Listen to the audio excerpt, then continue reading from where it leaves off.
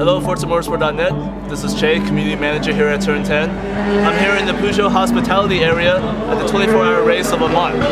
I'm here with Dan Greenewald, where we arrived a few days ago to introduce the new Le Mans track in Forza Motorsport 3. It's been a crazy few days for us. We first arrived in Paris, we met with the Xbox 360 folks there, and we drove a group of exotic sports cars from Paris to Le Mans, and really it's been a crazy adventure ever since.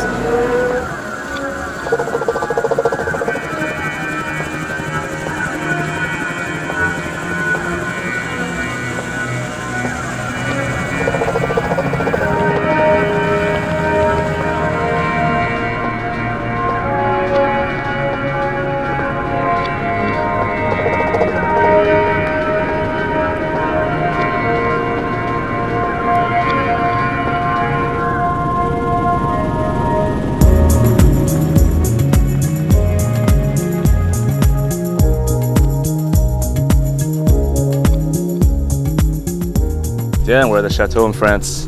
Never could have imagined. Real chateau. Yeah. Last time I heard the word chateau was in the Charlie Brown special.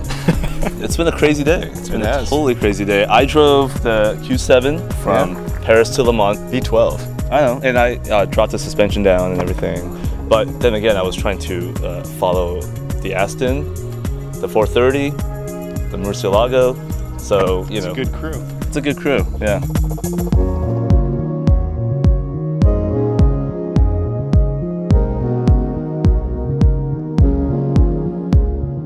What did you do today? Day was amazing. It was beautiful, but it was a lot of work as well. Yeah. You know, we're debuting Le Mans, the track.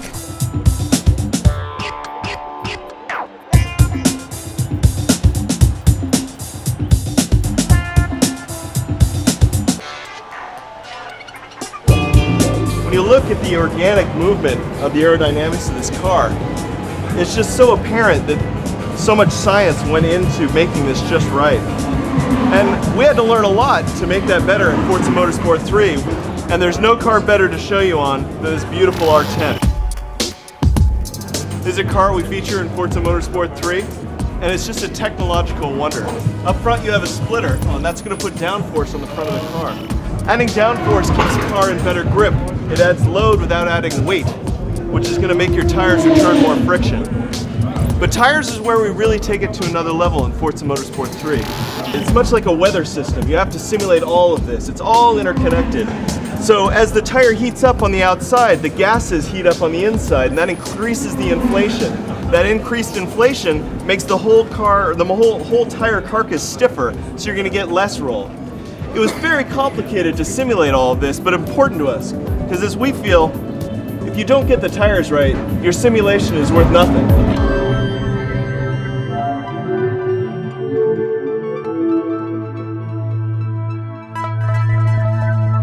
We're here at the Michelin Technical Center, where the company has brought over 8,000 tires to support the race for 41 teams over 24 hours. Now they have over 100 techs on site, so they basically have one tech per team. Now right now the race teams are using hard to medium compound slicks because it's an extremely hot day here at Le Mans. If it starts raining, of course, they're going to switch it up to these wet tires, which can displace over a barrel of water per second. Now after the teams are done with their tours, they bring the tires back. Michelin will then remove the tires from the rims and then analyze them for further data.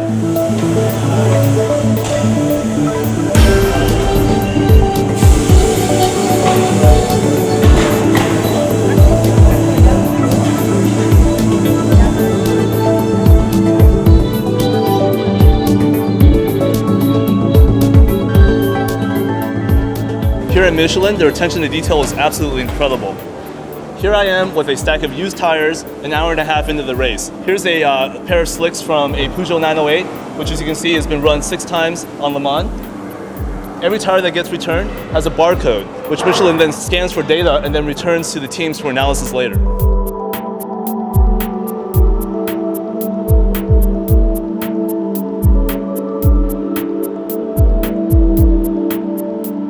This passion that you feel at the racetrack in Le Mans is the passion we're trying to inspire in Forza Motorsport. And for me, you know, I feel like a little kid because I grew up watching Steve McQueen in Le Mans and James Garner in Grand Prix, and that's what got me so excited about motorsports. So to come here, the holy land of sports cars, and drive things like this.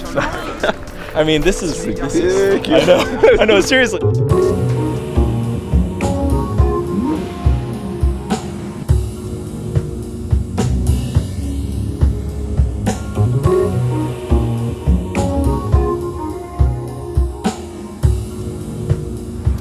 Here at a parking lot in Paris, France, awaiting the arrival of 16 lucky journalists, we'll have the chance of a lifetime to pilot these beautiful cars from Paris to Le Mans for the 24-hour race.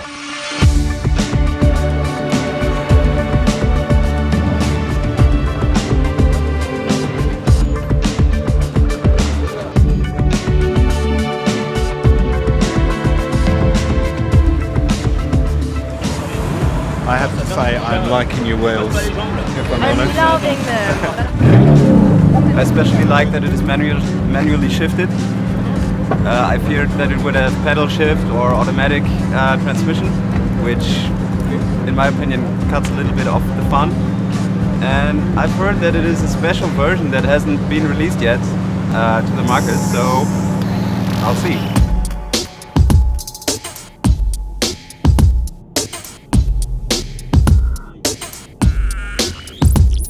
This will never happen in the US. Ever. No, and it shouldn't, frankly. But hey, Yeah, right. you know, I'm glad that it did. So what did you drive today? I drove a Audi R8 V10.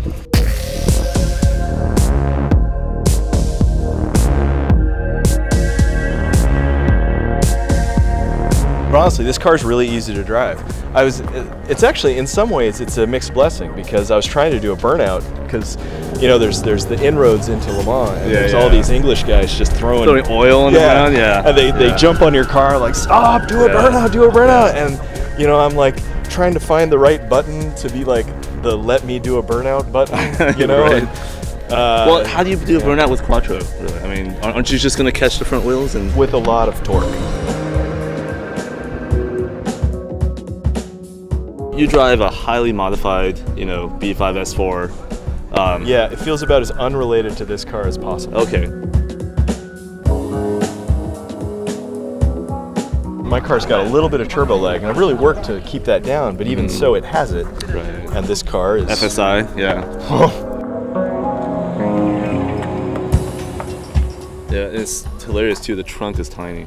I know. I put my laptop bag in there. I'm like, get in there. As much fun as I had driving the Q7 today, I have to say, I really miss being a journalist. Yeah, you'd get treated nicer, wouldn't you? Yeah, and look at them drinking right now. Yeah, that's true. Right. I guess let's go mingle. We should get back to it. Yeah, absolutely. All right. Cool.